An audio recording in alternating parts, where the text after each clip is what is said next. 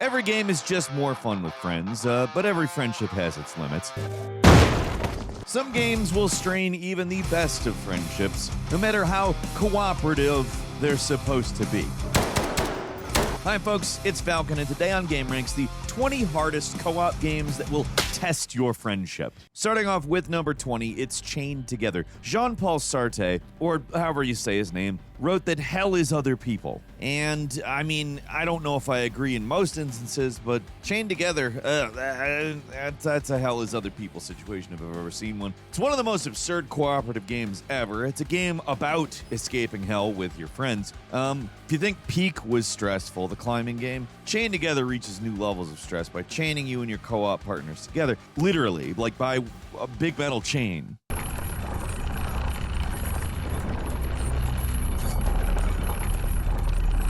And those chains make the difference between life and death. One wrong move or a badly coordinated jump can make you drop back down. Each level is stressful. There's multiple biomes to explore. And if you really want to test some friendships, try playing on lava mode where you have to work together to outpace rising magma.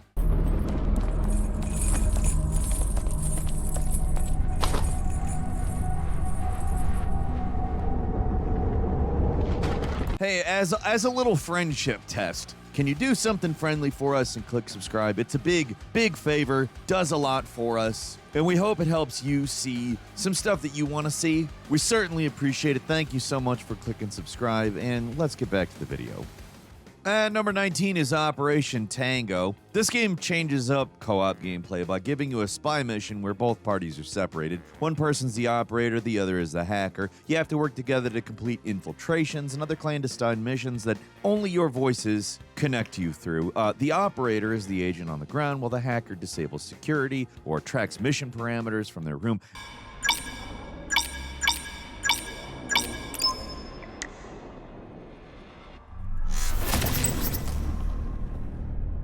It's part puzzle, part stealth, a lot of tension as you try to work together with limited intelligence. It's one of the more creative and creatively difficult co-op games on Steam. It's a little bit of a bigger budget, more high-concept version of Keep Talking and Nobody Explodes. You gotta really rely on each other. That's really all you've got. So if you keep a cool head, you can get the job done, but man, it is tough.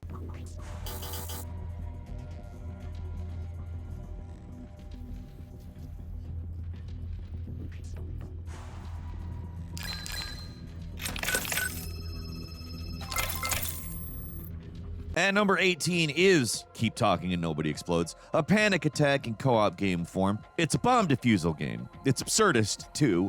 One player has all the tools for disabling a bomb, the other player has the manual. Your partner has to explain what to do while you attempt to do it, and explaining has to go both ways. Describing the bomb so your partner can identify the rules for disarming it, then talking through every step while a timer is constantly ticking is a powerful recipe for stress. If you don't have patience or a whole lot of confidence in your friend, you can't really disable a bomb with that. I wouldn't do that in real life unless I had some really reliable friends that were very patient.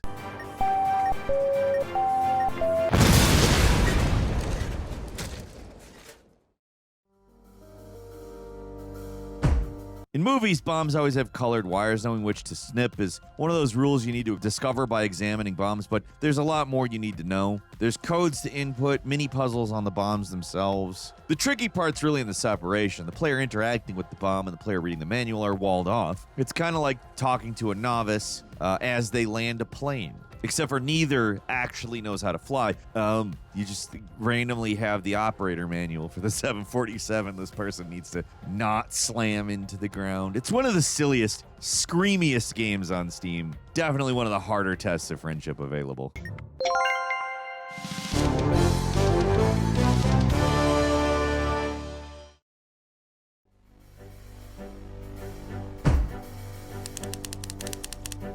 And number 17 is Soulmask, a brutal Mayan-themed world in this game. Hard to survive alone, still hard to survive with friends. The jungles are guarded by cultists trying to turn you into the next human sacrifice. And you gotta work with buddies to try to clear out the giant fortresses full of killers. It's bloody, it's a brutal survival game. It made a huge splash in 2024. It's finally releasing in full this year. To progress the story, you'll need to battle powerful raid bosses, fight through huge camps of enemies, and it's really hard.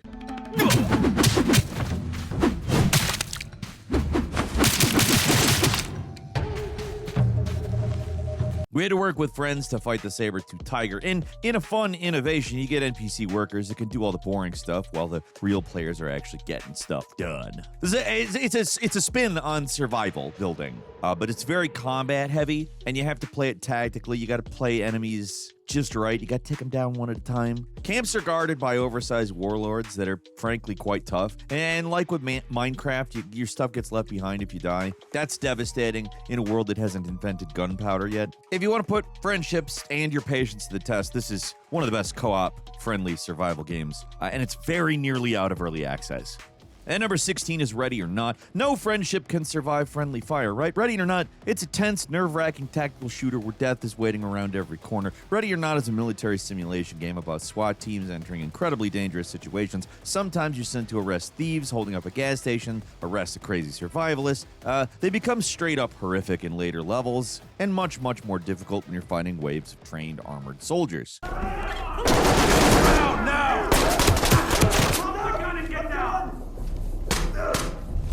Turn around and stay still. In its semi-randomized levels, enemies can kill you in just a few hits. An unlucky breach can put you down. Spreading out is even more dangerous. A jumpy ally can be more dangerous than an AI-controlled enemy. Your buddies can blast you accidentally if you don't practice smart trigger discipline, and mistakenly throwing flashbangs can really end a successful mission quick. It's not arcadey, it's not beginner-friendly, and you'll need a friend that's really into this sort of stuff. Worst of all, you cannot go in guns blazing. You need to at least attempt to make arrests for a better score, and trying to arrest crazy people with bombs it's difficult on anything above the lowest difficulty setting. Ready or Not is a really intense shooter that requires full investment from everybody playing. Hands on your head! Do it now!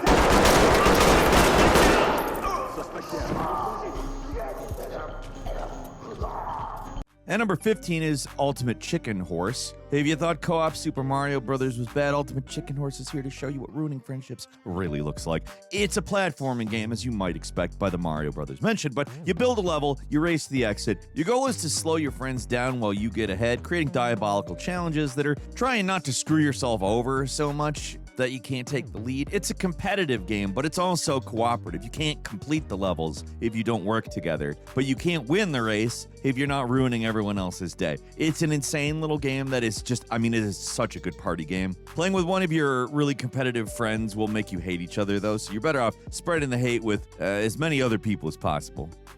And number 14 is Spelunky 2. This laughs at your attempts to play it. Playing this game solo, obvious test of patience for, anybody. But Spelunky 2's true test is a friendship when you're playing co-op. You gotta carefully plan every single step. Watch for every spike trap or enemy waiting in the depths. Single hit can start a chain reaction, kills you instantly, places bombs, creates uncontrollable problems very fast.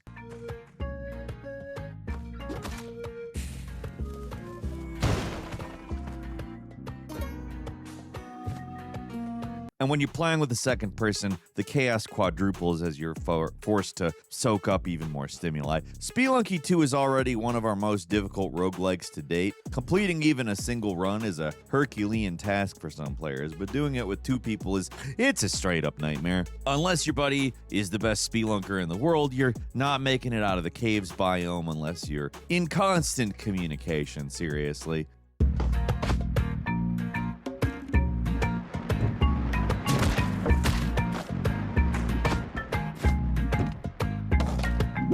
At number 13 is Delta Force Black Hawk Down. The free-to-play Delta Force is one of the strangest FPS revivals in recent memory. It includes some of the flat-out toughest modes in co-op gaming, period. The Black Hawk Down cooperative expansion that puts you in that infamous 90s military mission where a group of soldiers in Somalia faced much stiffer opposition than expected. That whole thing. The film and, by extension, this game, I think, takes some pretty serious creative liberties.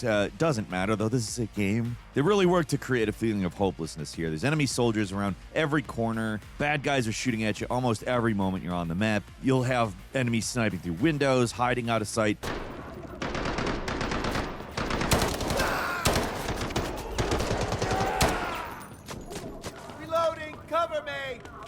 Outside, it's worse. There is absolutely tons of gunmen, dozens of them, blasting away in this extremely lethal military situation. Survival is very difficult. Most teams get wiped within minutes unless you've already memorized where to go and what to do. It's got a brutal learning curve, and if your friends don't pull their weight, they're going down, just like the Black Hawk. This is obviously insane. Like, the real battle could not have gone down this way, because if it is, nobody would have survived this.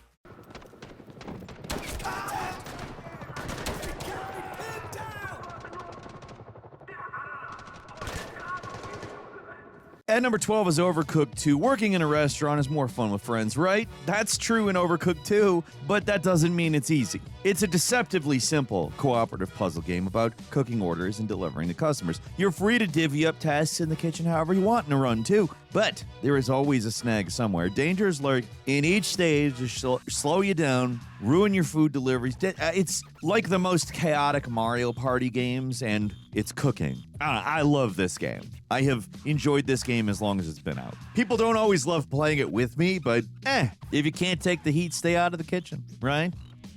At number 11 is Remnant 2, a rare cooperative Souls-like that really benefits from a second player. They don't usually benefit from a second player, at least if they're explicitly co-op, not like the innovative Strand-like stuff the Souls games have brought into the world. But Remnant 2, the bosses become a lot easier with a friend. I mean, there's plenty of stuff that's just not as scary because you have a buddy watching your back, but it's a Souls-like, so challenge is going to find you. The more players there are, the more difficult the challenge gets, and Remnant 2 is already a baseline difficult game for anyone, especially players not familiar with the basic gameplay of Dark Souls-style games. Adding another wrinkle to the mess, Remnant 2 is also a third-person shooter, so you've got yet another unique gameplay style to wrap your heads around. The bosses are the biggest problems here, forcing you to retry over and over again while learning their moves.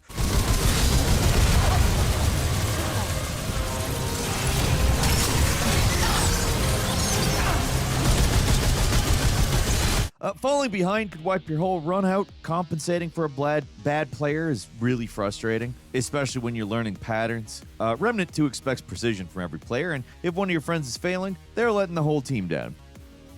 And number 10 is Cuphead. If you're really into making games hard for yourself, Cuphead, couch co-op, that will end friendships, period. The game is infamous for its marathon boss fights that require high levels of platform and precision to outlast. But imagine all that high coordination you need to keep track of, and then add a second unpredictable player shooting everywhere and getting in your way. Some bosses require bouncing off pellets to stay alive, or charging your special attack, but that's a lot harder when your buddy's blocking your view.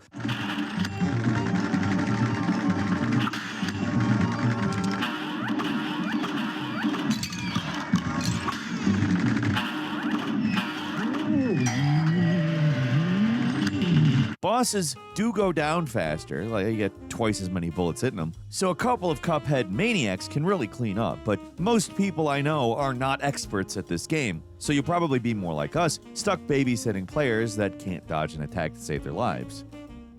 And number 9 is Escape Simulator 2. Puzzle, escape rooms, whatever, the real-life ones, they're a test of friendship. But if you don't have any of those nearby, Escape Simulator 2 is the next best thing. These games recreate the experience of an escape room pretty perfectly, down to the incredibly detailed puzzle box rooms you'll have to slowly solve over the course of an hour. The ticking clock is killer, as you'll have to work through separate mini-puzzles to unlock the exit and escape. You can work with up to 8 friends on this one, but we recommend keeping it like 2 to 3. Puzzles are impossible when everybody's shouting at each other and searching for solutions.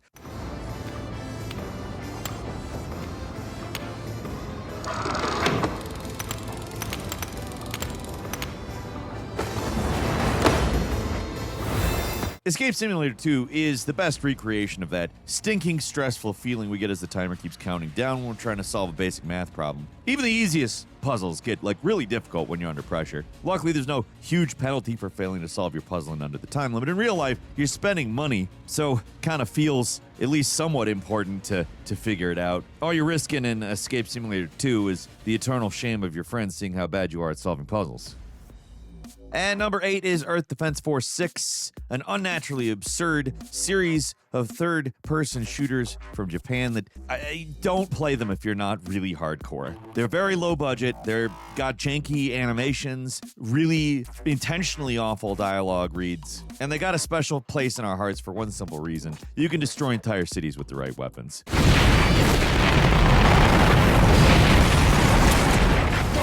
G6 Kepler, self-propelled anti-aircraft gun. Get on it! Playing with friends can be an exhilarating or a frustrating mess as you blow each other up, get eaten by giant bugs, or get flung around by ragdolls. Trolling each other is almost an inevitability when you're playing on the hardest difficulty levels, with enemies sprinting directly at you and weapons that are way too powerful. A missed shot can wipe out your entire team. An endgame level weapon can blow up entire cities, and we haven't even talked about the airstrikes that are somehow bigger explosions. EDF 6 has bigger enemies, more evil tricks. Late game enemies come equipped with shields that block your attacks. Giant walkers generate impenetrable shields are more annoying than giant walkers without them. Getting friends that can master the other roles can make incredible gameplay strategies that take out entire armies of aliens, but convincing friends to put in the work on a game, not the easiest thing. Honestly, these games really should be experienced by anybody. 6 is probably the best one to throw people in the deep end with right now anyways, so do that.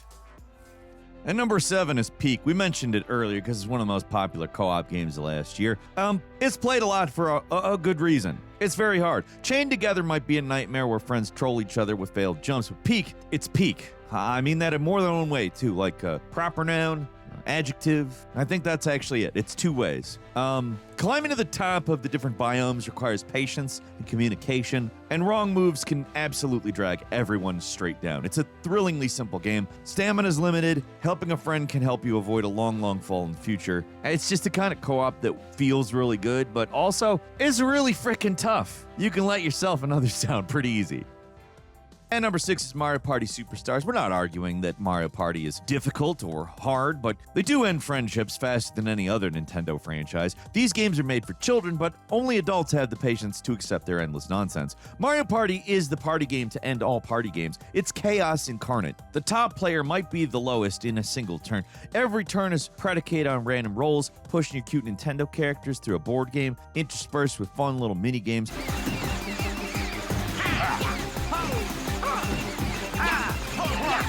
Being good at minigames is secondary to your success because everything is based on the luck of the draw. If you're doing too well, the game's infamous rubber band mechanics will hit you hard. Ghosts will steal your stars. Bowser will flip the rules. Computer-controlled characters suddenly hit hot streaks. It's infuriating, and it only works if you fully give yourself up to it. You kind of have to give up trying to win, too. The game seems to know if you want to win, and it takes that away from you. The only way to win at Mario Party and retain your friendships is to laugh at the madness, accept how powerless you truly are, and get a random bonus at the very end that gives you 10 stars.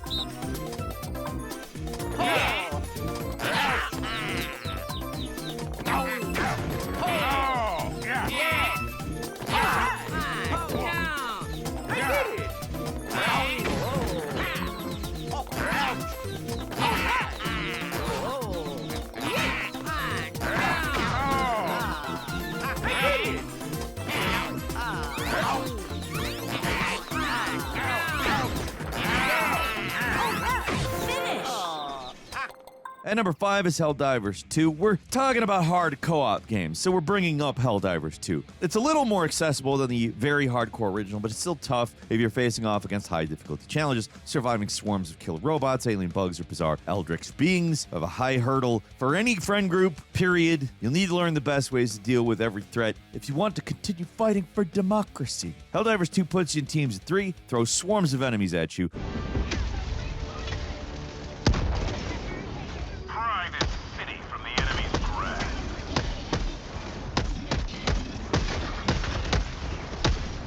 It's a very deliberate pace to this game that's very different from other shooters. You have time to watch a giant swarm of enemies run you down and keep you surrounded. Reliable friends are an absolute must because calming down an airstrike on the wrong spot is going to ruin your day, period. No questions. If you really want to ruin friendships, those high difficulty missions, play them constantly. Sometimes they're doable for experienced teams, but sometimes you just get steamrolled.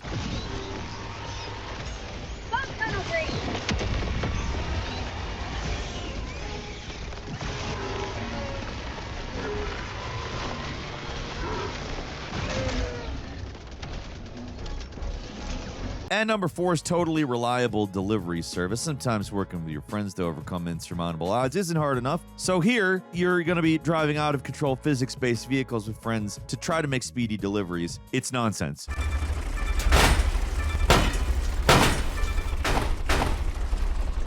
Big island to explore here, lots of different weird vehicles. Sometimes deliveries make you use an uncontrollable biplane or struggle to drive down a slope of ice to your goal while your friends are hanging off the back. The physics simulation is closer to baby steps than GTA 6. You're gonna crash, you're gonna burn, you're gonna fail spectacularly while your friends watch.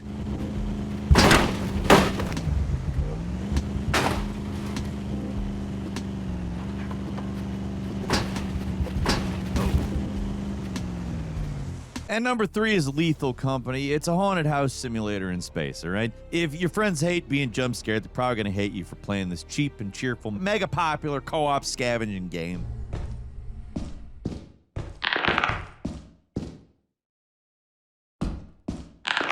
The premise doesn't really matter because the monsters are the reason you're here. Lethal Company isn't GTFO. It's a game for babies to scream at. The graphics are too crude. It's all about all ages jump scares with friends. There's the randomness, a lot of haunting, and that stuff makes the game difficult. If you're a newbie, you're running around like a chicken with your head cut off. It's that simple. Might be fun for your streaming audience, but your friends are gonna hate you.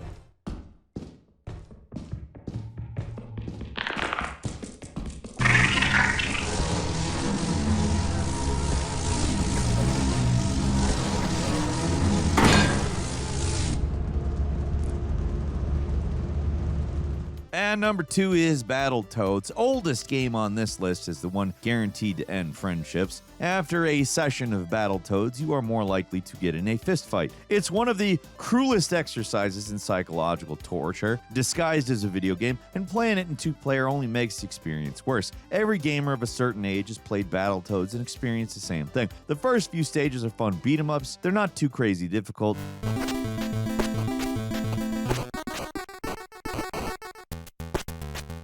And then the game it becomes exponentially more difficult with the turbo tunnel.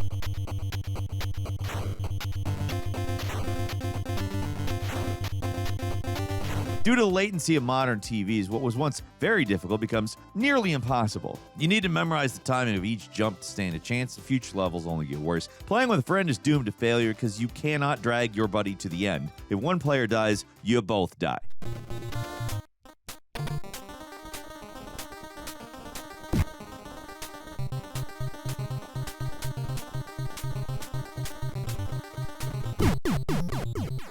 And finally, at number 1 is GTFO, one of the most hardcore co-op shooters available on Steam. GTFO is a terrifying descent into an alien-infested research facility. This squad-based shooter is the opposite of most modern games. It's proudly brutal, punishingly difficult for players that are not prepared, and each expedition has you down in a mysterious structure called the Complex, where these fleshy, toothless monsters are, well, they're protecting their turf.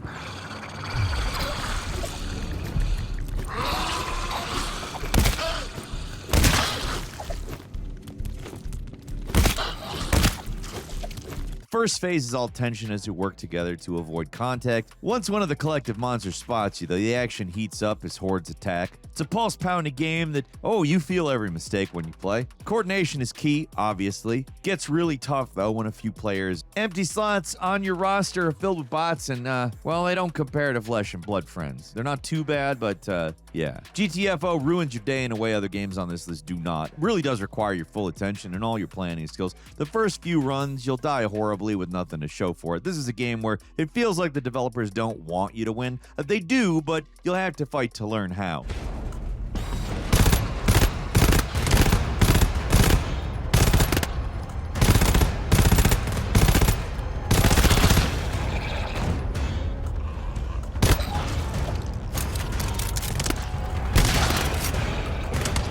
That makes this a game we can only recommend with a dedicated friend group, and that's 20 co-op games that test friendships, right? What do you think? Leave us a comment, let us know. If you like this video, click like. If you're not subscribed, now's a great time to do so. We upload brand new videos every day of the week. Best way to see them first is, of course, subscriptions. So click subscribe. Don't forget to enable notifications, and as always, we thank you very much for watching this video. I'm Falcon. Become a member by clicking join, giving you access to the Falcon Show every Saturday. Thanks a ton. We'll see you next time right here on GameRanx.